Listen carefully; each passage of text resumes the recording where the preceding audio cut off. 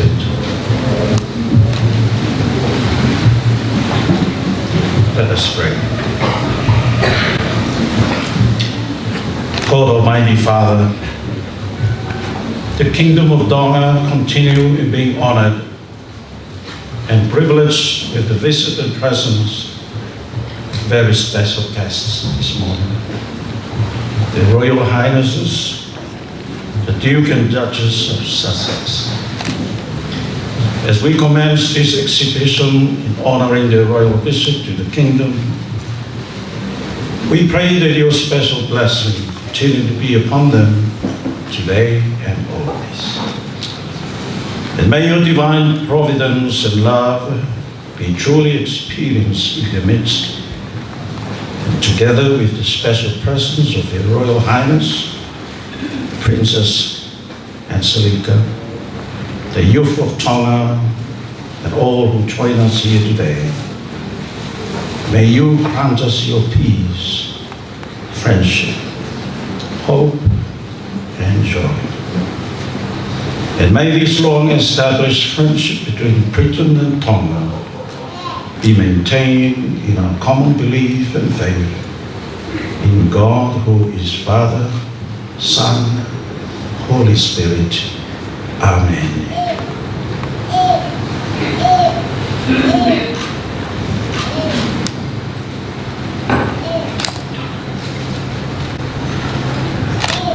Tāpuma o tō mawhawhi, o pune awhio I o tāna tōna tōma. O tōa tōma, o tui o la, o māna. Tāpua nā whiwhio tā matui, o mō, ia mokui nā nasio. Tāpia Duke o Sussex, mea mōna tāne. Whatāpo kia ki mō tōlu o tōa tau te fua, I Whāmelo Convention Centre I he Bombongi, ka tāmo o whanamārie. Today is a historical and special day for all of the people of Tonga to warmly welcome your Royal Highnesses, the Duke and Duchess of Sussex, to the shores of our friendly islands. Tonga has had the honour of being named the Friendly Islands by the British explorer Captain Cook. We say and extend a warm māloelele. In Tongan royal language, I would say mālo o mula mālie, mo tari tari whiawhia ki o Nuku'alofa. Tonga and Great Britain have journeyed together since the visits of Captain Cook, through to the arrival of Christianity to our shores in 1820 in the works of Reverend John Thomas, as well as the immense contribution to our educational system by the Reverend Dr. Egan Moulton.